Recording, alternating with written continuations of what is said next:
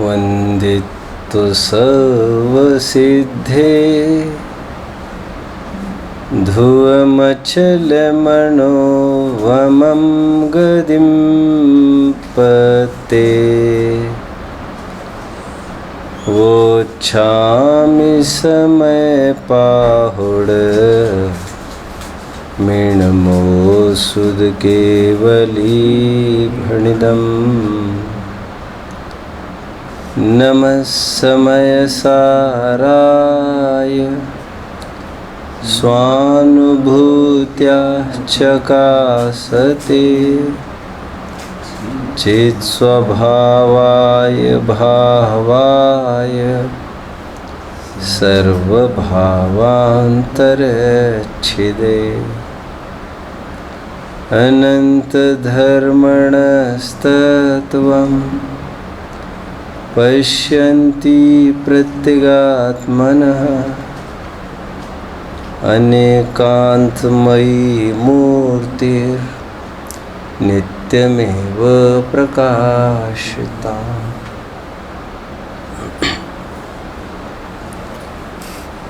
वरम पुंसाम क्लिभ्याम न च परकलत्राभिगमनम नीति है।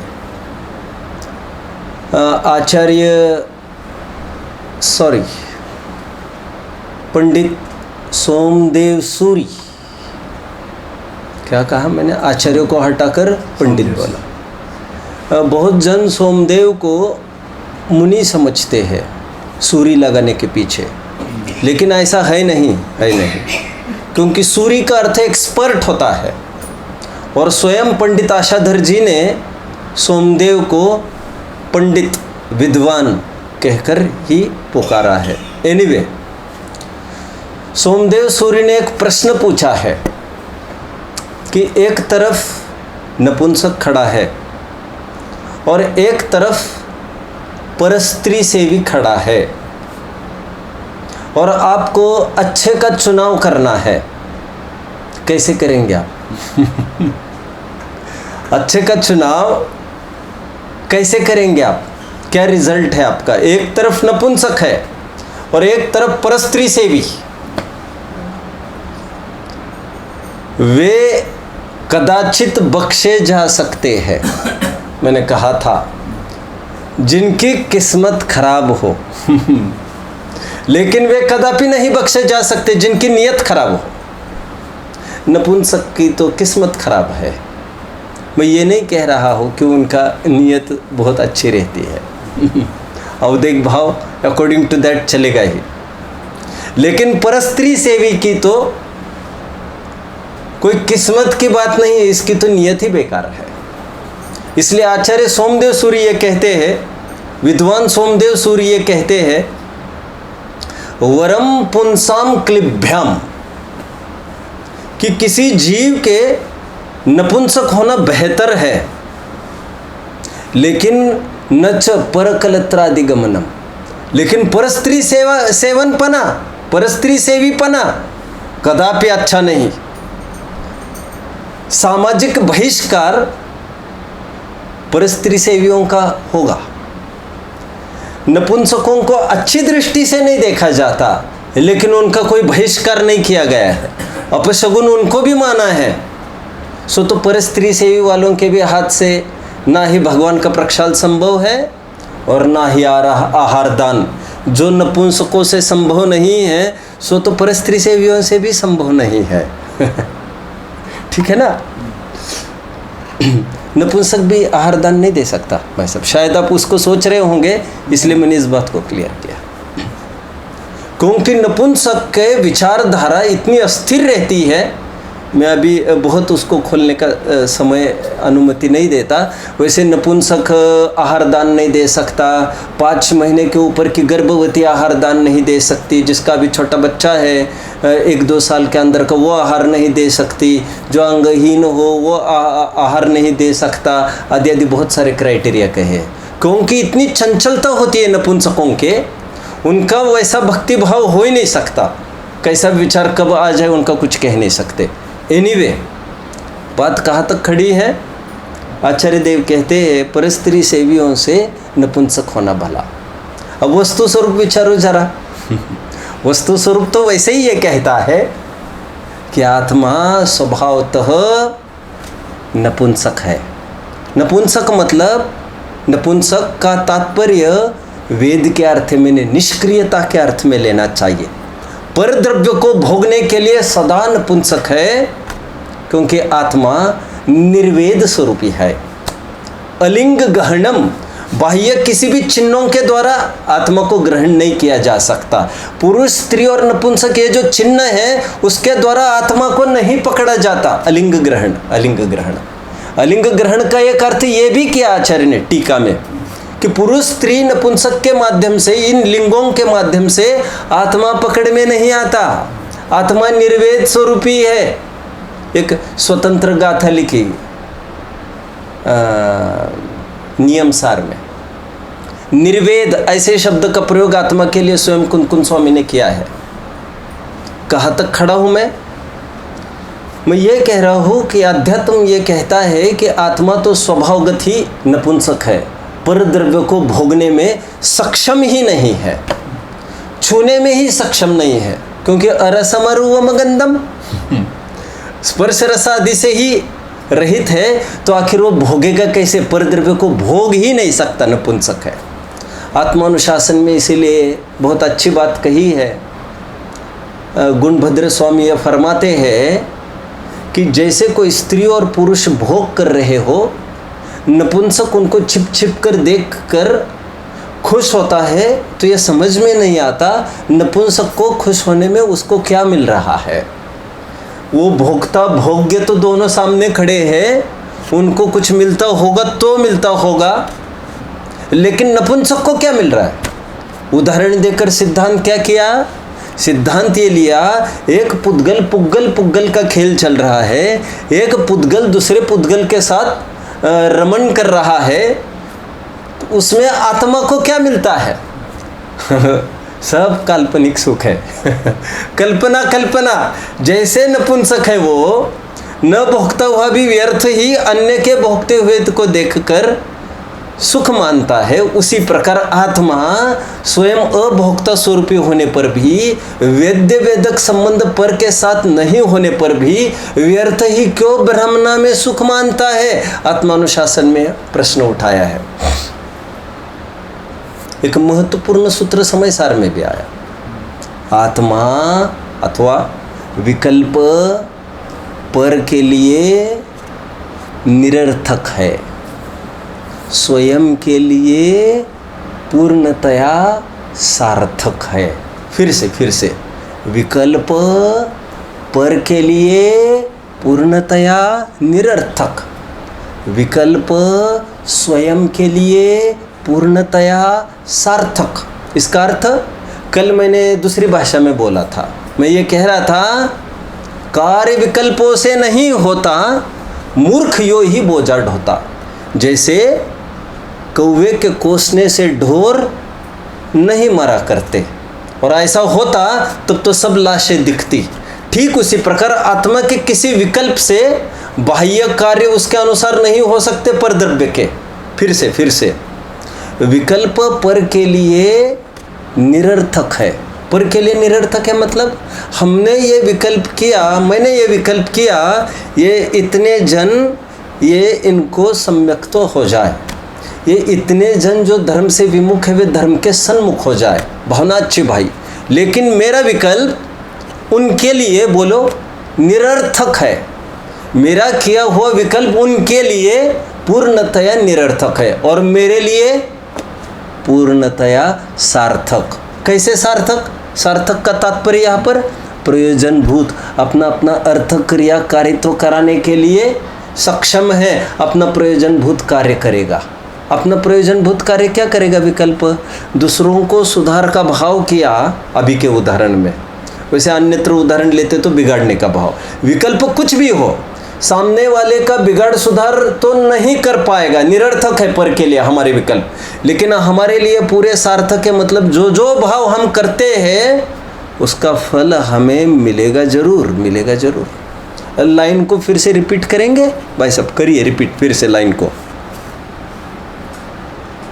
विकल्प पर के लिए तो निरर्थक है, स्वयं के लिए सार्थक है, अथवा मैंने कहा बंद के लिए सार्थक बोल रहे हैं, मैंने कहा अनर्थकारी है, हमारे विघटन कराने वाले हैं, दुर्गति को देने वाले हैं। अब कुछ भी कहिए, दोनों चलेगा। दोनों प्रकार के कोट आत्मख्याति में अमृतचंद्र देव ने किए हैं। विकल्प पर के लिए निरर्थक है, स्वयं के लिए पूर्ण सार्थक है। विकल्प पर के लिए निरर्थक है, स्वयं के लिए अनर्थकारी है। अब कुछ भी कहिए। बहुत सुंदर 3 गाथाएं चल रही है जिसके माध्यम से ये बोला जा रहा है, यह मैं, यह मेरा, मैं उसको करने वाला, मैं उसको भोगने वाला, वो मुझे सुखी करने वाला, मैं इनको सुखी करने वाला। ये जितनी भी मान्यताएं हैं इसे एक वर्ड में मिथ्यात्व कहते हैं। फिर से समझे इस बात को। मिथ्यात्व वर्ड को थोड़ा सा विचार करिए। मैंने कई दफ़े कहा है, आज फिर से। मिथ्यात्व शब्द कौन से धातु से बना है? मैंने कहा था मिथ धातु। मिथ का अर्थ क्या होता है? मिथ का अर्थ क्या होता है? मिथक। व्हाट इज मिथक? मिथक मतलब छोटे बच्चों को जो दंत कथाएं कही जाती है ना, जिसमें कोई सार नहीं है, इंग्लिश में उसे कहते हैं MYTH, मिथ, मिथोलॉजी। और हिंदी में भी मिथ और इंग्लिश का भी मिथ, ये एकार्थवाची है। और मिथ मतलब होता है काल्पनिक, एक मिथक है। मिथक मतलब एक काल्पनिक कथा है। मुझे क्या कहना है? मिथ शब्द की तरफ थोड़ा सा ध्यान दीजिए। मिथ मतलब होता है, आप डिक्शनरी यदि खोलते हैं, मिथ शब्द का प्रयोग आत्मख्याति में भी एक कलश में आया है। 4-5 दिन पहले मुझे पूछा जा रहा था। मिथ का अर्थ डिक्शनरी में 2 ऐसा भी मिलेगा, 2। मिथ का प्रॉपर अर्थ आपको करना चाहिए 2 पने की कल्पना। और इसलिए मैं कहता हूँ इसी धातु से बना है मैथुन और इसी धातु से बना है मिथ्यात्व। हमें मिथ्यात्व ऐसा लगता है ये उल्टी मान्यता होती है, और मैथुन का मतलब तो स्त्री से भोगने का भाव। ऐसा नहीं है, ऐसा नहीं है। मैथुन का अर्थ भी वही है जो मिथ्यात्व का अर्थ है। धातु वही है, कल्पना, जुड़ने की कल्पना। लेकिन एक रूढ़ हो गया वो अपोजिट जेंडर को भोगने के अर्थ में मैथुन शब्द का प्रयोग करना। लेकिन ऐसा नहीं है। इसलिए मैं ये कहता हूँ, जेमिनी एक ज़ोडिएक साइन है, आप जानते होंगे। मिथुन नाम की एक राशि है, उसका चित्र आपने देखा होगा तो एक लड़का और लड़की को दिखाया जाता है, पीठ को पीठ करके बैठे हैं। वहाँ पर भी 2 को दिखाया, लेकिन दुर्भाग्य से फिर लड़का लड़की को दिखाया, जबकि अपोजिट जेंडर होना ही जरूरी नहीं। यदि एक बच्चा ये समझे माँ के बिना फिर मुझे रोटी पानी कौन देगा, तो इसे कहेंगे मैथुन। आप समझे? मैथुन मतलब 2 पने की कल्पना, that's all. And this is nothing but मिथ्यात्व। आचार्य देव यहाँ पर 3 गाथाओं में, पूर्व भी गाथा में कहते हैं जो 2 में जुड़ने की जो कथा है, विसंवादिनी तो पहले कह के ही आए हैं। 2 द्रव्य के जुड़ने की जो बात है, जुड़ना मतलब एकत्व, ममत्व, कर्तृत्व, भोक्तृत्व के रूप में। मैं, यह मेरा शरीर, मैं इसका करता। मैंने बहुत मेहनत से इसको मेंटेन किया है। 2-2 घंटे में मॉर्निंग वॉक भी करता हूँ, मैं जिम भी करता हूँ, डाइट भी बहुत अच्छा लेता हूँ। मैंने इसको मेंटेन किया भाई, और फिर आज मैं भोग रहा हूँ बुढ़ापे को। ऐसा जितना भी परस्पर संबंध स्थापित होता है, 2 पने की कल्पना, वो सब मिथ्यात्व है। 2 दुगड़ा और काम बिगड़ा। जहाँ पर द्वंद्व है वहाँ पर द्वंद्व है।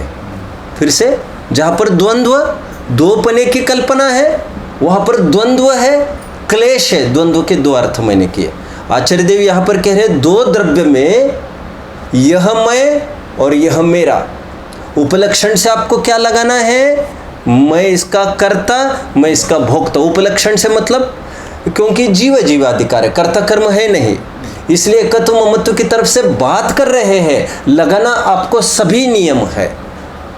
बहुत सुंदर प्रकरण है ये, और आपको हर जगह समझना है, दो पने की मान्यता को अपनत्व कहते हैं, मिथ्यात्व कहते हैं। और एक बात, अपनत्व का अर्थ इस प्रसंग में राग ऐसा नहीं करना। सामान्य तौर पर बोलने में कोई हर्जा नहीं है, क्योंकि अपनत्व राग ही नहीं है, द्वेष भी अपनत्व है। लोक में ये प्रचलित नहीं है। हम ये कहें रावण का रामचंद्र जी का रावण के प्रति अपनत्व था तो आपको भारी अटपटा लगेगा, लेकिन ये गाथा ये कहती है, टीका ये कहती है उनके अपनत्व था। कैसे कैसे था, इसलिए समझना अपनत्व इस मिथ्यात्व, और मिथ्यात्व को लेकर राग और द्वेष दो का जन्म होता है। और राग और द्वेष अपनत्व की संतानें हैं। राग अपनत्व नहीं है, राग तो अपनत्व से उपजी एक संतान है, पहली संतान, और दूसरी संतान वो द्वेष भी फॉलो कर रहे हैं, वो पीछे पीछे दूसरी संतान द्वेष भी आएगी। रामचंद्र जी में घटित करके दिखाते, देखिए रामचंद्र जी को अपनत्व है किसके प्रति, राग है किसके प्रति, और द्वेष है किसके प्रति, बोलिए। अपनत्व है किसके प्रति, अपनत्व है किसके प्रति, सीता के प्रति आप कह रहे हैं। ठीक है, ये भी घटित हो सकेगा, लेकिन अब मेरी बात समझना। अभी रामचंद्र जी को अपनत्व है अपने देह के प्रति। अपनत्व मतलब ऑफ कोर्स मुझे यहाँ पर क्या कहना है, अनंत अनुबंधी के उदय जनित नहीं, अप्रत्याख्यान आवरण के उदय जनित। और जितना जितना अपनत्व है उतना उतना उसका प्रतिकार, उतना उतना उसका सहायक सहयोग करने का बराबर राग द्वेष होता रहता है। शरीर के प्रति अपनत्व है, अभी फलस्वरूप सीता आदि आदि के प्रति राग, रावण आदि आदि के प्रति द्वेष। अपनत्व है शरीर के प्रति, शरीर की खूब सेवा कौन करती है, सीता। नाथ मैं आगे चलूँगी, आप पीछे से चलेंगे, कोई काटा होगा तो मुझे छुप जाएगा, व्यवस्था मैं करूँगी। अरे तुम क्यों आ रही मेरे साथ, तुम रहो अयोध्या में। नहीं नहीं नाथ, जहाँ पर आप है वहीं पर हम हैं, हम यहाँ पर आपके बिना कैसे रह सकते हैं। तो ये रामचंद्र जी को अपनत्व शरीर के प्रति है, और जिसने शरीर की सेवा शुश्रूषा की उसके प्रति, सीता के प्रति राग। अब सीता के प्रति किसी ने वैमनस्य किया, उनके प्रति द्वेष। अभी रावण के प्रति किसी ने वैमनस्य किया, विभीषण के प्रति राग। अब समझ रहे हैं, ये राग द्वेष का टोडरमल जी की भाषा में हेडिंग बोलिए, राग द्वेष का विस्तार। ये एंडलेस इन्फिनिटी में चला जाता है, और जिसको शरीर के प्रति अपनत्व है उसको संपूर्ण विश्व के प्रति राग भी है और द्वेष भी है। उसका व्यक्तिकरण कितना होता है, गरज, वो तो गरज तय करेगी। गरज बीमार ही नहीं पड़ा तो उसका राग दवा डॉक्टर आदि के प्रति कैसे व्यक्त होगा, द्वेष डॉक्टर आदि के बाधक के प्रति व्यक्त कैसे होगा, व्यक्त का तो अवसर ही तो नहीं आया। और जहाँ पर राग होता है वहाँ पर द्वेष होना, बोलिए, जरूरी है। पहला कदम बाया कदम उठा, उसके बाद बोलिए दाया कदम उठना जरूरी है। ज्ञानार्णवकार कहते हैं यत्र राग पदम धत्ते, जिसने पहला कदम अपना राग में रखा उसने दूसरा कदम द्वेष में रखा ही रखा। पत्नी ने घर पर आकर कहा, उन्होंने मुझे मना किया देने को। क्या बात करती, उन्होंने मना किया, देखता हूँ मैं। वैसे हमारा उनका संबंध में कोई बात नहीं है, लेकिन इनके प्रति हमें राग है। अभी इनके जो जो विरुद्ध जाएगा, जो जो XYZ, अब उसकी माँ बाप भी हो सकते हैं हमारे, तो वे सब हमारे शत्रु होंगे। कुछ नहीं है, अपना तो शरीर के प्रति है, और शरीर की सेवा जिन्होंने की, राग, फिर उनसे जुड़े राग और द्वेष का चेन रिएक्शन ये चलता रहता है। इतनी देर मैंने क्या कहना चाहा, अपनत्व का अर्थ इस प्रसंग में राग ऐसा नहीं लेना, अपनत्व का अर्थ मिथ्यात्व ऐसा लेना। 3 शब्द है, मोह राग द्वेष। आप समझ रहे इसको, मोह राग द्वेष। मोह पाप, द्वेष पाप, राग दो भेद करो, अशुभ राग पाप, प्रशस्त राग देवशास्त्र गुरु के भक्ति पुण्य, तीन में से 2.5 पाप रूप है, मोह, द्वेष और अप्रशस्त राग। 2.5 पाप रूप। प्रशस्त राग पुण्य रूप। मैं आपको वर्गीकरण करके दिखा रहा हूं। यहां पर अपनत्व का तात्पर्य राग से नहीं, अपनत्व का तात्पर्य मोह से चल रहा है, पूरा मोह से, मिथ्यात्व से। और द्वेष करके भी आप यकीन मानना, अभी समझ लेना इसको, कि उसका उसके प्रति अपनत्व है। तो कह रहे अपनत्व कैसे है? सब मिथ्यात्व है, मिथ्यात्व। फिर वो मेरा कैसे मानता है? मानता है ना मेरा। मित्र को तो सब अपना मानते हैं, शत्रु को भी अपना मानते हैं, मानते हैं ना। मैं कहता हूं ना, मेरा मित्र, मेरा शत्रु, शत्रु तुम्हारा। ये मेरा स्टैंड्स फॉर मिथ्यात्व, मित्र स्टैंड्स फॉर राग, शत्रु स्टैंड्स फॉर द्वेष। और राग अथवा द्वेष कुछ भी करने के लिए, बोलिए, मिथ्यात्व तो अवश्यंभावी है। वहां पर अपनत्व का अर्थ इन प्रसंग में यह मैं यह मेरा के रूप में आपको राग ही नहीं लेना है, आपको राग और द्वेष दोनों लेना है। जिन जिन को द्वेष होता है उन सब के अपनत्व है, जिन जिन के राग है उनके तो अपनत्व है, सब शामिल समझना चाहिए। उत्थानिका पे आइए। 20, 21, 22 गाथाएं। एक बार तीनों गाथाएं पहले पढ़ लीजिए, फिर उत्थानिका से हम आगे बढ़ेंगे। पढ़ लीजिए। अहमेदम मेदमहम अहमेदस्सम हि अत्थि मम एदम अन्नम जम पर दव्वम सचित्ता चित्तमिस्सं वा आसि मम पुव्वमेदम एदस्स अहं पि आसि पुव्वं हि हो हिदि पूर्णो ममेदम एदस्स अहं पि होस्सामि। सुनिए जरा, 20 और 21 गाथाओं में 3 काल संबंधी एकत्व और ममत्व होने की बात की है। क्या कहा 2 गाथाओं में? 3 काल संबंधी, और थोड़ा बढ़ाता हो, 3 काल संबंधी पर द्रव्य के प्रति एकत्व और ममत्व होने की बात की है। और थोड़ा आगे बढ़ाता हो, 3 काल में सचित्त, अचित्त और मिश्र रूप द्रव्य, पर द्रव्य ऑफ कोर्स, के प्रति यह मैं और यह मेरा ऐसे मान्यता होने का जिक्र किया। तीसरी गाथा में एक थीम कह रहे, बॉटम लाइन के रूप में क्या कह रहे हैं? एयम तु असभूदम आदवियप्पम करे दिसम मूढ़ो। लिसन, ऐसा सम्मूढ़ जीव, सम्मूढ़ मतलब अच्छे से मूढ़, ऐसा मूढ़ जीव क्या करता है? असभूत, असद्भूत, असत्यार्थ, अयथार्थ आत्मविकल्प करता है। आत्मविकल्प मतलब यहाँ पर मिथ्यात्व को, आत्मा के विकार को आत्मविकल्प कहा जा रहा है, अथवा ये आत्मरूप ऐसा मानता है उनको। फिर से, एयम तु असभूदम आदवियप्पम करे दिसम मूढ़ो भूदत्थम जानन्तो न करे दितुतम असम्मूढ़ो। अंतिम लाइन में क्या कहा? पहली लाइन में कहा मूढ़ का ये लक्षण है, दूसरे लाइन में क्या कहा? अमूढ़ का ये लक्षण है। ऊपर अज्ञानी का लक्षण बताया, फिर ज्ञानी का लक्षण बताया, अप्रतिबुद्धता का लक्षण बताया, और फिर अभी बुद्धता का भी लक्षण बताया जाएगा। क्या कहा ऊपर?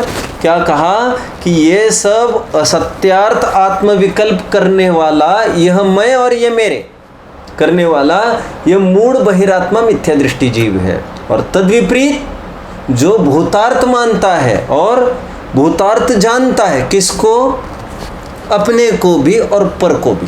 मैंने कहा था भूल एक साथ होगी तो 2 होगी, फिर स्व के बारे में भी अनजान और पर के बारे में भी अनजान। कह रहे भूतार्थ रूप से जानता है जो जीव स्वयं को और पर को न करे दी, वो नहीं करता क्या, यह मैं और ये मेरे, ऐसा आत्मविकल्प नहीं करता, वह असम्मूढ़, वह ज्ञानी जीव है।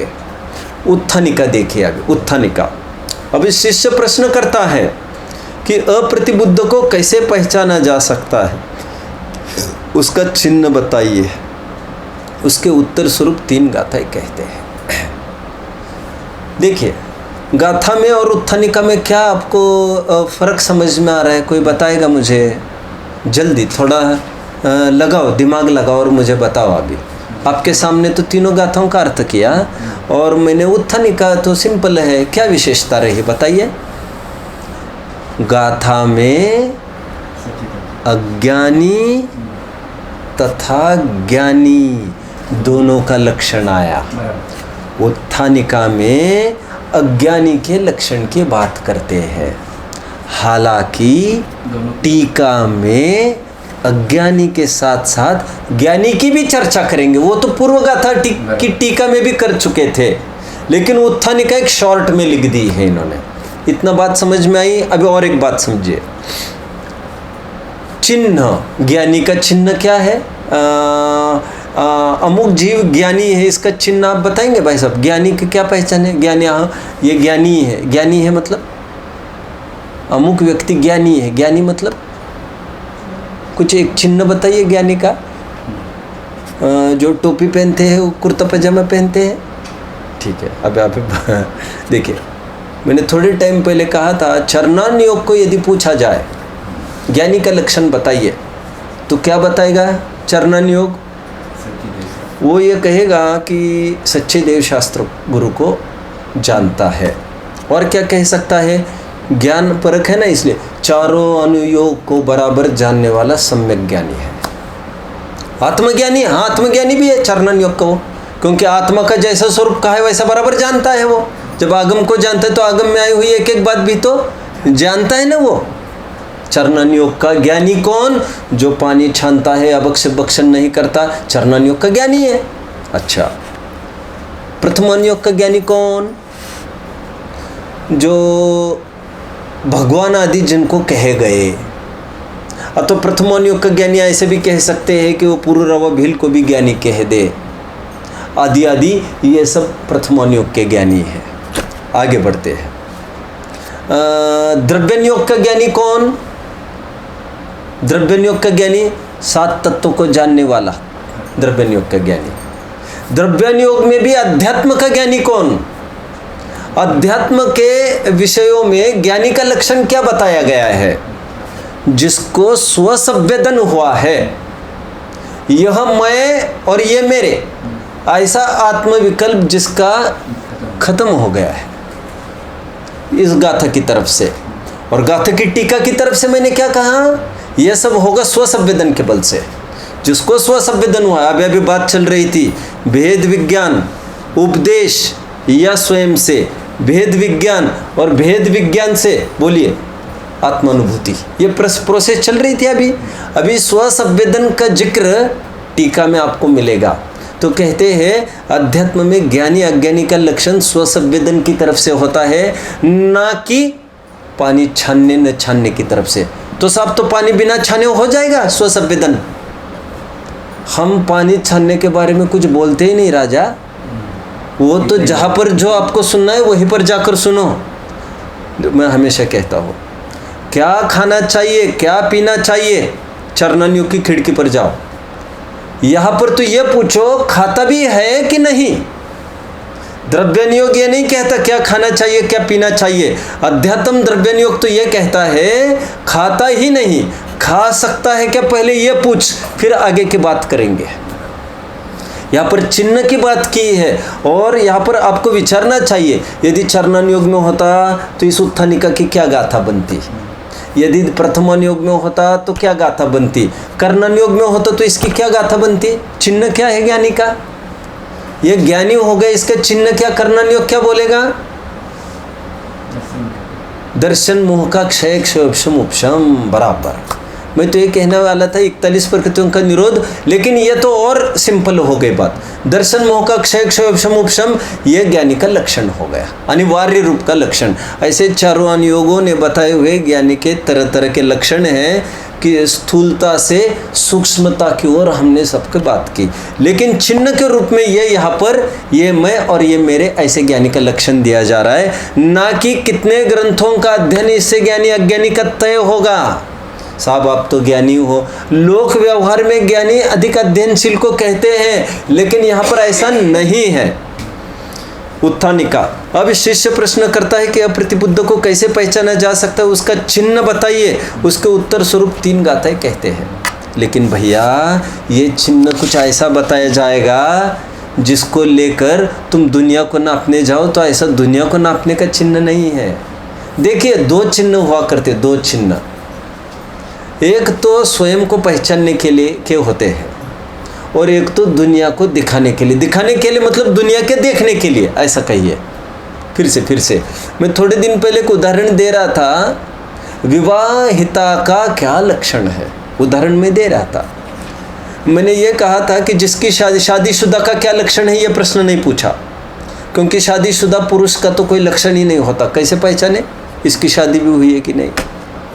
आगे विवाहिता का लक्षण क्या, इसके लिए मैंने कहा था मंगलसूत्र हो सकता है, बिछुड़ी हो सकती है, पायल हो सकता है, ये सिंदूर लगाना न लगाना, ये सब लाख बातें हो सकती है। यह दुनिया के पहचान के चिन्ह है, लेकिन एक अंतरंग चिन्ह है उसका, जो यह सब छुड़ाया जाए फिर भी वो नहीं छुड़ाया जा सकता। वह क्या, अपनत्व, पति परमेश्वर पने की भावना कि ये मेरे सब कुछ है।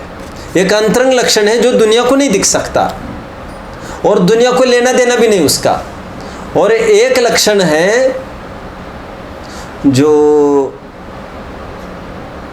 दुनिया, एक पहला लक्षण है जो जिसको दुनिया को लेना देना नहीं, लोक व्यवहार मांगता है। और एक वो लक्षण है जो घर गृहस्थी को टूटने से बचाता है। बहुत दिन भर बन ठन के बैठेगी तो उससे घर गृहस्थी ही चलने वाली नहीं है, समर्पण से ही चलेगी। उसी प्रकार एक लक्षण है मोक्ष मार्ग चलने के लिए, और एक लक्षण है दुनिया में उसको कैसी व्यवस्था बनती है।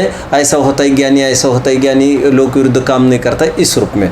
तो ये चिन्ह की बात है। अभी देखिए गाथार्थ कल हम पढ़ चुके थे। मैंने कितने पॉइंट्स कहे थे कल, किसी को याद आ रहा है कितने पॉइंट्स कहे थे मैंने कल? मैंने कुछ वर्क करके दिखाया था। क्या वर्क करके दिखाया था? 3 काल संबंधी कितने बिंदु किए थे?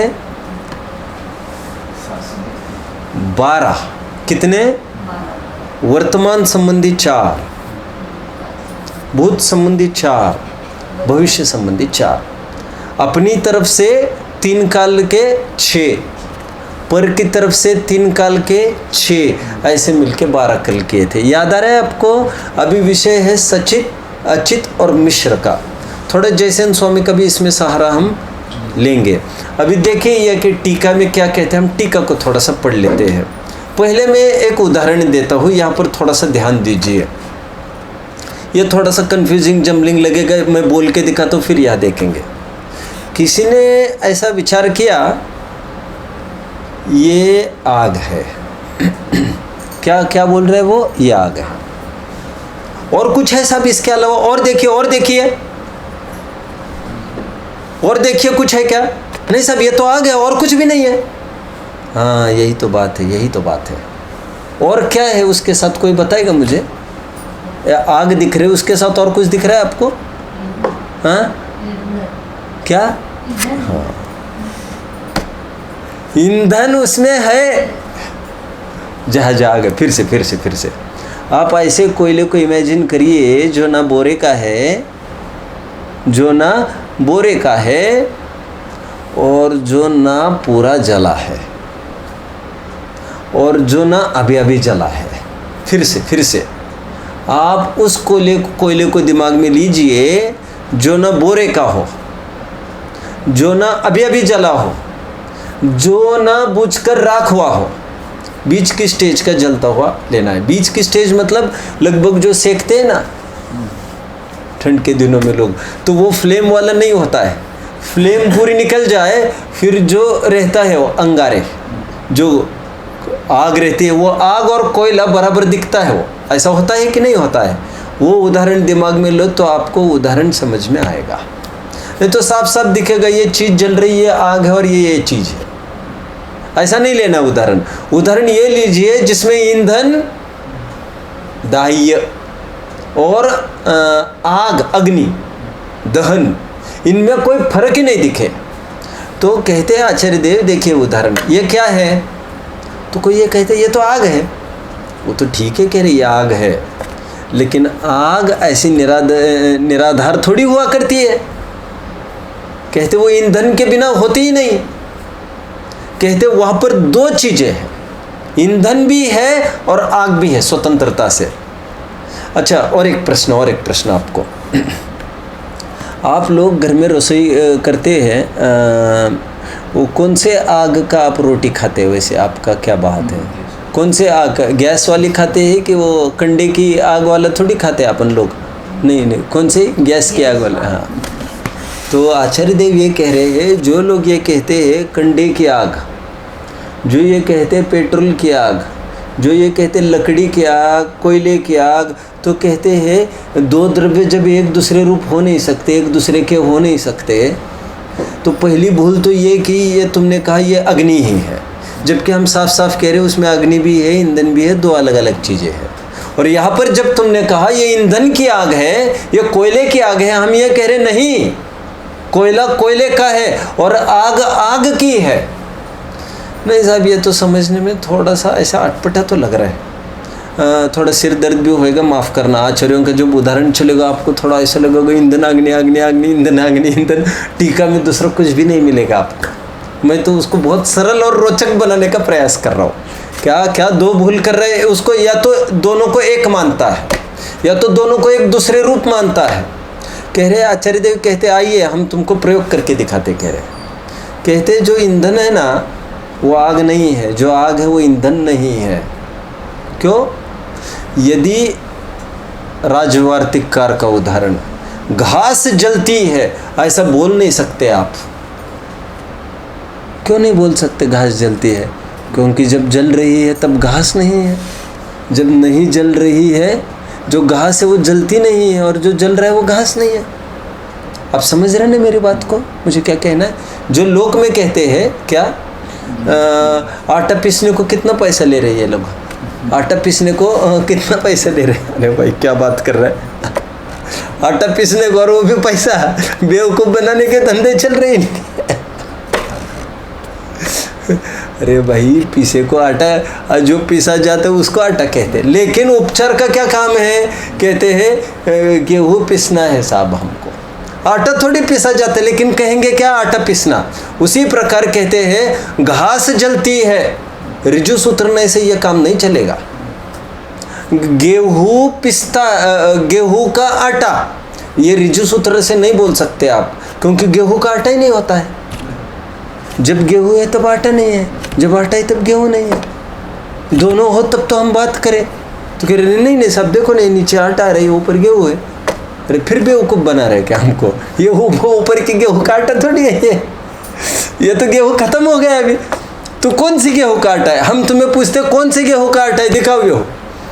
तो आचार्य देव कहते हैं ऋजु सूत्र में से, जिस समय आटा है उस समय गेहूँ नहीं, जिस समय गेहूँ है उस समय आटा नहीं, तो गेहूँ का आटा कहना संभव नहीं। तो कहते जिस समय ईंधन है उस समय आग नहीं, जिस समय आग है उस समय में ईंधन नहीं, ईंधन की आग कहना जमता नहीं। वो आपको ऐसा तो नहीं लग रहा है? अमिताभ बच्चन का एक बहुत पुराना फिल्म था, मैंने देखा नहीं, लोग कहते उसमें कहते समझ के ऐसा कुछ और वो कौन जल्दी कहता है, कौन सब कहता है, देखो सुना है आप लोगों ने ऐसा? मैंने तो कुछ देखा वेखा कुछ नहीं है। लोग भी कहते ना हमको ऐसा, तो कहते सब समझ। इसमें अभी टीका पढ़ेंगे हम। आचार्य देव 12 पॉइंट्स कर रहे, पहली बात समझिए। मैं 12 तो मैं करके दिखा रहा हूँ आपको। आचार्य देव ने वर्तमान कालीन संबंधी 4 के, भूत के 2 और भविष्य के 2 के। क्या वे कहते हैं? लोक में अज्ञानी ऐसा मानता है ईंधन की आग है, ईंधन ही आग है एक। ईंधन आग का करता है, 2, सॉरी, ईंधन आग का है, 2, 3 अग्नि ईंधन है, 3 अग्नि का ईंधन है, 4 फिर भूतकाल अग्नि ईंधन थी, अग्नि ईंधन का था, फिर ईंधन अग्नि थी, ईंधन अग्नि का था। 4 भूतकाल के, 4 भविष्य की। जो ये मानते ईंधन नहीं साहब अभी तो आग नहीं हुई है, लेकिन ईंधन आग होगा तो कहते ईंधन आग कैसे होगा? कभी भी आग है वो स्वतंत्रता से होगा, तब ईंधन कैसे होगा? रहेगा ही नहीं तब तो। फिर तो कहते ईंधन आग होगा, ईंधन की अग्नि होगी, अग्नि ईंधन होगा, अग्नि का ईंधन होगा। ये 12 ऐसा जो मानता है वो अप्रतिबुद्ध है। ये इस उदाहरण से 2 द्रव्यों की बात करके दिखाएंगे। फिर ज्ञानी क्या मानता है, फिर ये चक्री 12 की घुमाएंगे और कहेंगे ज्ञानी ये है, ऐसा नहीं मानता। तो क्या मानता है? तो कहते हैं अग्नि अग्नि है, ईंधन ईंधन है। अग्नि ईंधन नहीं होती, ईंधन अग्नि नहीं होती। आग का अग्नि अग्नि की है, ईंधन ईंधन का है। ईंधन अग्नि की नहीं का नहीं होता और अग्नि ईंधन की नहीं होती। ऐसा भूत और भविष्य में लगाएंगे। ऐसा जो मानता है वो प्रतिबुद्ध ज्ञानी। ये उदाहरण हुआ और सिद्धांत में घटित करके दिखाया जाएगा। अभी देखिए टीका पढ़ते हैं आज हम। देखिए दृष्टांत से समझाते। जैसे कोई पुरुष ईंधन और अग्नि को मिला हुआ देखकर ऐसा झूठा विकल्प करे कि जो अग्नि है सो ईंधन है और ईंधन है सो अग्नि है। मैंने जो उदाहरण दिया था ना अभी, ऐसा विकल्प कोई कर सकता है? और क्या ऐसा क्या उदाहरण दिया इन्होंने? अरे ऐसा होता है लोक में, और एक आकार हो गए ना वे भाई साहब। उदाहरण मैंने कौन सा दिया है आपको? कौन सा कोयला लेना? जो जल के टाइम हो गए, जिसका धुआं निकलना बंद हो गया है। धुआं मतलब वो बहुत सूट निकलता है, वो वाला धुआं बंद हो गया। वो अभी मामूली तो निकलेगा तो उसमें सूट नहीं बनेगा। सूट मतलब वो कालिमा नहीं निकलेगी। वो ऐसा वाला कोयला लिया है मैंने। क्यों लिया ये? क्योंकि अभी 2 में घटित करना है, ज्ञेय और ज्ञायक। और कहते हैं जैसा ज्ञेय का आकार है वैसा ही ज्ञान में झलकता है। इसलिए मैंने वो वाला कोयला लिया, क्योंकि भ्रम उसी में तो होता है। कहते ऐसा होने पर भी वो दाह्य में है, दहन में है। दाह्य कृत अशुद्धता, बोलिए बात को पूरी करिए। दाह्य कृत अशुद्धता 6वीं गाथा की टीका, दहन में बोलिए नहीं आती। उसी प्रकार ज्ञेयकृत अशुद्धता ज्ञान में नहीं आती। दाह्य दहन में नहीं चला जाता, ईंधन अग्नि में नहीं चला जाता। मतलब ईंधन ही रहता है। जब वो ईंधन है तब अग्नि नहीं हो सकता। ठीक है। दाह्य क्या? दाह्यकृत अशुद्धता, इसको भी अर्थ समझ रहे ना आप बराबर। दाह्यकृत अशुद्धता दहन में प्रवेश नहीं करती का क्या तात्पर्य है? देखिए आग किसकी भी हो, उससे क्या मतलब है? आग तो क्या करेगी? आग तो उतनी ही जलाएगी। क्यों? हम ये तो कह सकते हैं नींबू यहाँ के कम खट्टे हैं, वहाँ के ज़्यादा खट्टे हैं, ऐसे कह सकते हैं हम। गुड़ यहाँ का थोड़ा नमकीन होता है, गुड़ यहाँ का ज़्यादा मीठा होता है, यहाँ का कम, करेली का ज़्यादा मीठा होता है, ऐसा तो कह सकते हैं हम। कह सकते हैं। अब जानते ना ऐसे भी होता है, शक्कर में भी कम ज़्यादा मीठापन होता है। अब जानते हैं कि नहीं? इंटेंसिटी होता है सब। लेकिन क्या कभी ऐसा भी होगा कि ये आग ज़्यादा गर्म आई है आपकी बार का एलपीजी बहुत गर्म आया, ऐसा होता है क्या? अरे वो बराबर ही रहेगा। वो कौन सा दाह्य है उससे फर्क नहीं पड़ता। ईंधन कौन सा है, अग्नि तो बराबर वैसे ही गर्मी देगी। इसको कहते हैं दाह्यकृत अशुद्धता दहन में प्रवेश नहीं करती। उसी प्रकार ज्ञेय कैसा भी झलके, ज्ञान में कभी भी चेंज नहीं आता। ज्ञान के नेचर में देखिए, जैसे कोई पुरुष ईंधन और अग्नि को मिला हुआ देखकर ऐसा झूठा विकल्प करे कि जो अग्नि है सो ईंधन है 1 और ईंधन है सो अग्नि है 2, ये किसकी बात हुई? ये किसकी बात हुई? ये वर्तमान कालीन एकत्व की। अग्नि का ईंधन है, ईंधन की अग्नि है, ये बोलिए। हाँ, है कह रहे ना, वर्तमान काल की, वर्तमान कालीन बात को पूरी करिए। ममत्व की चर्चा, ममत्व की, स्वामित्व की चर्चा।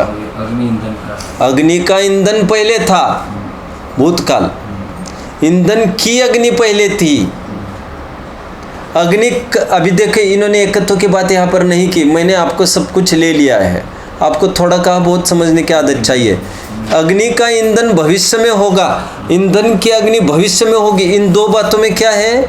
भविष्यकालीन ममत्व की बात। ऐसा ईंधन में ही अग्नि का विकल्प करता है, वह झूठा है। उसमें अप्रतिबुद्ध कोई पहचाना जाता है। इसी प्रकार कोई आत्मा परद्रव्य में असत्यार्थ आत्म विकल्प करके कि मैं यह परद्रव्य हूँ, यह परद्रव्य मुझरूप है, ये मेरा परद्रव्य है, इस परद्रव्य का मैं हूँ, मेरा यह पहले था, मैं इसका पहले था, मेरा यह भविष्य में होगा, मैं इसका भविष्य में होऊंगा, ऐसे झूठे विकल्पों से अप्रतिबुद्ध पहचाना जाता है। यह अर्थ समझ में आ रहा है आपको? ये अप्रतिबुद्ध का ये पैराग्राफ हुआ। अभी फिर पूरी चक्री घूमेगी, ईंधन की भी और स्वपर द्रव्य की भी। अब किस अपेक्षा से घूमेगी? प्रतिबुद्ध के लिए एक स्वतंत्र बड़ा पैराग्राफ आने वाला है। अभी कहने को वहाँ तो एक ही लाइन थी गाथा में, या फिर करके दिखाते हैं। देखिए अभी, और अग्नि है वो ईंधन नहीं है, ईंधन है वो अग्नि नहीं है, अग्नि है वो अग्नि की ही है। अस्थिपरक बात कर रहे, ईंधन है वो ईंधन ही है। अग्नि, ये एकत्व की बात हुई। अभी ममत्व की, अग्नि का ईंधन नहीं, ईंधन की अग्नि नहीं, अग्नि की अग्नि है। ये ममत्व, वर्तमान कालीन ममत्व की अस्थिपरक चर्चा। अभी जो पढ़ रहे थे वो वर्तमान कालीन ममत्व की नास्तिपरक चर्चा। अग्नि की अग्नि है, ईंधन का ईंधन है। अग्नि का ईंधन पहले नहीं था, ईंधन की अग्नि पहले नहीं थी। अग्नि की अग्नि पहले थी और ईंधन का ईंधन पहले था। अग्नि का ईंधन भविष्य में नहीं होगा, ईंधन की अग्नि भविष्य में नहीं होगी, अग्नि की अग्नि ही भविष्य में होगी, ईंधन का ईंधन ही भविष्य में होगा। इस प्रकार जैसे किसी को अग्नि में ही सत्यार्थ अग्नि का विकल्प हो, सो प्रतिबुद्ध का लक्षण है। इसी प्रकार अभी सिद्धांत में घटित करेंगे हूबहू। आप समझ रहे ना सभी उदाहरण और सिद्धांत समझ रहे ना? क्योंकि वो 12 चीज़ें घुमाई हैं। अप्रतिबुद्ध में भी 12 देखी हमने, और प्रतिबुद्ध में तो 12 × 2 24 होगा। कैसे होगा? क्योंकि एक नास्तिपरक और एक अस्थिपरक, ऐसे कितने बोल निकलेंगे कुल इसमें से? हाँ, कितने बोल निकलेंगे? 36। कितने? 36। और विचार करिए, ये तो मैं उदाहरण की बात चल रही है, ऐसे सिद्धांत में भी निकालना है आपको। आप समझ रहे हैं मेरी बात को? देखिए 12 उदाहरण के, ठीक है, 12 उदाहरण के अप्रतिबुद्ध के, 12 सिद्धांत के अप्रतिबुद्ध के, फिर 12 प्रतिबुद्ध के उदाहरण, 12 प्रतिबुद्ध के सिद्धांत। ये तो सीधा 48 हो गया। अभी अस्थि नास्ति जहाँ जहाँ करेंगे वहाँ और 12 बढ़ाना पड़ेगा आपको। ऐसे कुल मिलाकर कितने बोल हो सकते हैं? 48 × 2 96 भी बोल हो सकते हैं इसके। ठीक है, आगे देखिए। आप करिए अभ्यास, घर पर करना चाहिए आपको। इस प्रकार जैसे कहा था इस प्रकार जैसे किसी को अग्नि की सत्याग्नि, एक मिनट एक मिनट भविष्योग्न, हाँ, इस प्रकार जैसे किसी को अग्नि में ही सत्यार्थ अग्नि का विकल्प हो, सो प्रतिबुद्ध का लक्षण है, ज्ञानी का लक्षण बताया जा रहा है। ज्ञानी का लक्षण सो पर भेद विज्ञान की तरफ से बोला जा रहा है, अग्नि और ईंधन को सहारा करके। क्या क्या क्या क्या, ये शरीर है और ये आत्मा, ये इसका नहीं, ये इसका नहीं। सुनिए, ये ज्ञानी का लक्षण भी भेद विज्ञान परक है, स्वसंवेदन परक नहीं है। ये भी स्वसंवेदन की बात तो अभी तक इन्होंने उठाई नहीं। ये स्वसंवेदन की बात देखते हैं ये उठाते हैं क्या, उठाना तो चाहिए कायदे से। देखिए, इस प्रकार जैसे किसी को अग्नि में ही सत्यार्थ अग्नि का विकल्प हो, सो प्रतिबुद्ध का लक्षण है। इसी प्रकार मैं यह परद्रव्य नहीं हूँ, यह परद्रव्य मुझ रूप नहीं है, मैं तो नास्ति परक हुआ, मैं तो मैं ही हूँ, परद्रव्य है वह परद्रव्य ही है, मेरा यह परद्रव्य नहीं, इस परद्रव्य का मैं नहीं, मेरा ही मैं हूँ, परद्रव्य का परद्रव्य है। आप समझ रहे बात को? ओके, क्लियर हो रहा है? कोई डाउट किसी को? डाउट हो तो पूछ सकते हैं। क्या डाउट है तो मुझे पूछिए। डाउट है कुछ? आप इन सब का अभ्यास घर पर करिए। कैसे बोल बनेंगे इसके? आप धड़ाधड़ बोल, आपको बोलते आना चाहिए। बोलने से कुछ भी मोक्ष मार्ग होगा ऐसा नहीं कह रहा हूँ मैं लेकिन आपको समझ में आए। आचार्य देव बार बार क्यों कह रहे हैं इस बात को? कितनी दफे किया उसको। मैंने कहा ना इसको, जैसे कोई समझ के वो वैसा, किसी को ऐसा लगे ये क्या बार बार चल रहा है, लेकिन आचार्यों को इस बहाने घुटाई करना है। ये बात सही है, आचार्यों को ज़्यादा नहीं बोलना चाहिए, मितभाषी होना चाहिए।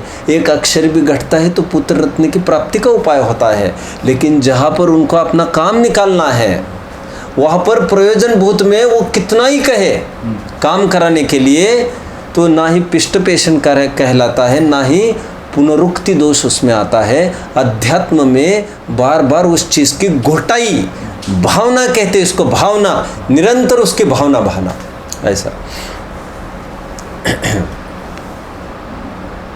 आगे देखिए, मेरा मैं ही पहले था, परद्रव्य का परद्रव्य पहले था, यह परद्रव्य मेरा भविष्य में नहीं होगा, इसका मैं भविष्य में नहीं होऊंगा, मैं अपना ही भविष्य में होऊंगा। इस परद्रव्य का यह परद्रव्य भविष्य में होगा। ऐसा जो स्वद्रव्य में ही सत्यार्थ आत्मविकल्प होता है, सत्यार्थ आत्मविकल्प, आत्मविकल्प मतलब यहाँ पर आत्मा का ऐसी मान्यता।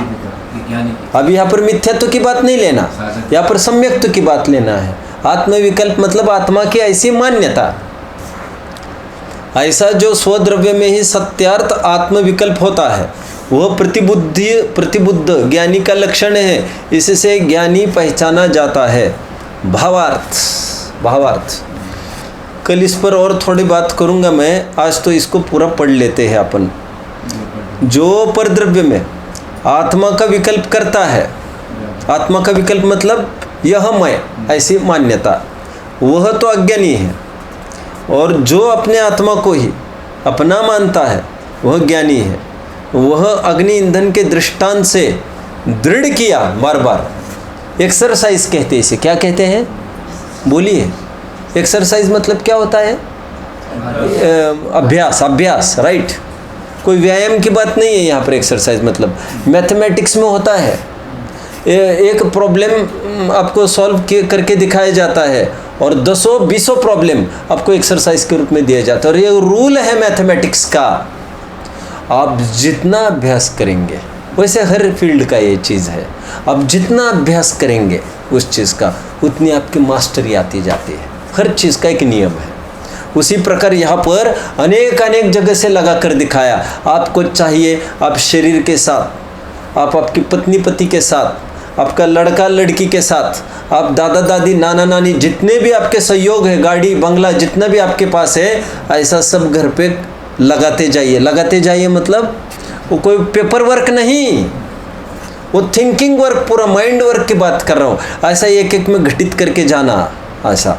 और अस्थिपरक नास्तिपरक जितने इन्होंने कहे उदाहरण में और सिद्धांत में ऐसा लगाने का प्रयास करना। पढ़ के आना इस गाथा टीका को। ओम नमः।